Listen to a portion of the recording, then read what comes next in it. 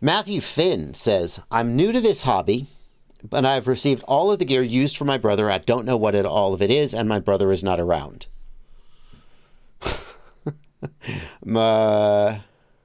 What's that? What, Plenty? Okay, thank you. I got it. You guys can't hear. Did you guys hear? No, that's muted. You guys can't. Blunty's in my ear telling me there's more to this question. Can you help me? The brother he's not around to help me, so do you know a way to identify all of the parts he has left me? Matthew Finn, if you email me, jb@joshuabardwell.com, if you email me a picture of all the gear, we can try to identify it here on the live stream. We'll go back to this email from Matthew Flynn about identifying the parts that his brother has given him. I hope, Matthew, that your brother went to college or something and not something less happy. Let's pop this out. Okay. So what do we got here from Matthew Flynn? This is a power supply with an ISDT charger. It's an ISDT... Oh, SC620. Wow, I remember that. That's an okay charger. It's an older charger. It's a good charger, though. This is a parallel charging board. I would not mess with that until you're more knowledgeable. There are some safety risks to playing with this parallel charging board, so just leave that alone. This is a 1S charging board for tiny whoop batteries. You'll know they're tiny whoop batteries because they'll have a matching pH 2.0 connector on there. And these switches control high volt versus normal, and I don't know what the second switch is for. Maybe the charge rate. This is a cell checker. It just tells you if your batteries are full or not. And we've got various batteries here. Each battery will go to a different quad. This is an antique that basically belongs in a museum.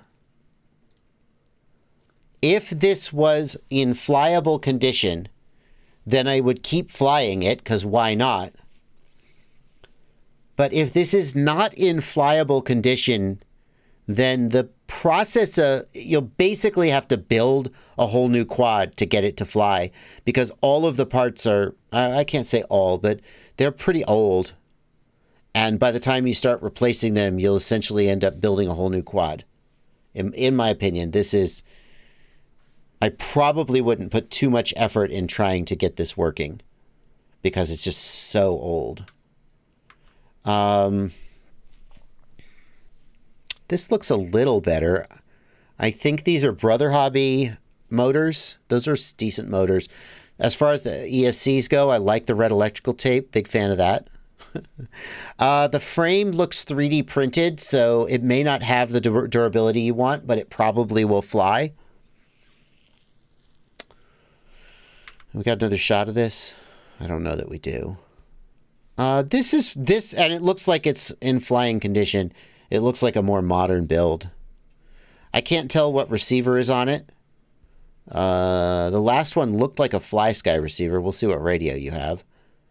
This is probably flyable, I would guess. These are Fat Shark goggles, duh. I'm going to guess that they're HDO, but I can't see. So those are probably, and that looks like a rapid fire module. Not a rapid fire, I'm sorry, Furious. It looks like a Furious FPV True D module, if my memory is good. Here's this 3D printed quad again. It looks like the frame plates are also 3D printed. This thing is going to explode when you crash it, so get ready for that.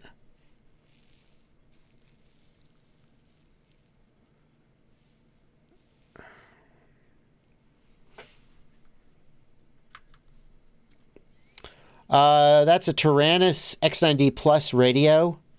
You can tell it's a plus because of the water transfer. That's a solid radio. That probably means you have FreeSky receivers in your quads. So it'll bind to all of them. This is a tiny whoop of some sort. The flight controller makes it look like a newbie drone. Because it's that brown color that newbie drone flight controllers are. I don't recognize this guy. Is that a beta FPV or maybe an Emax? And I don't recognize this guy off the top of my head. Yeah. Those the HDO.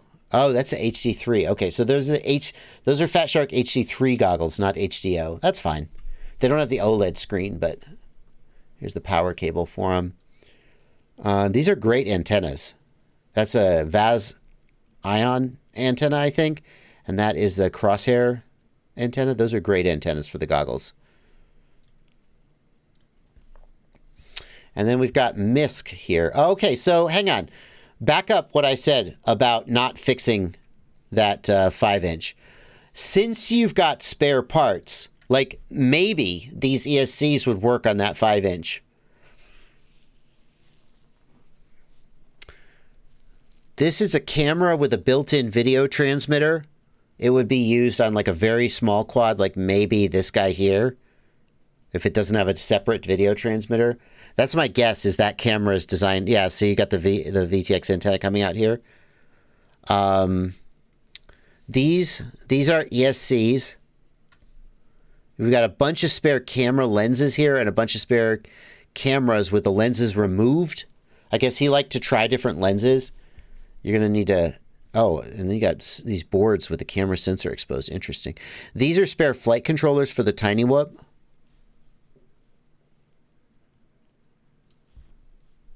ESCs. These are camera joystick for configuring the cameras. Oh boy.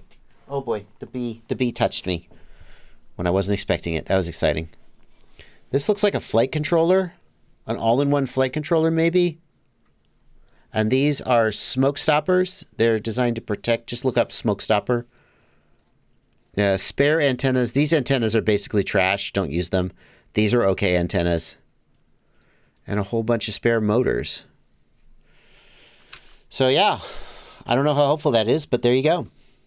That's what you got. Let's see. Bubby FPV is looking for a really old FPV drone that works.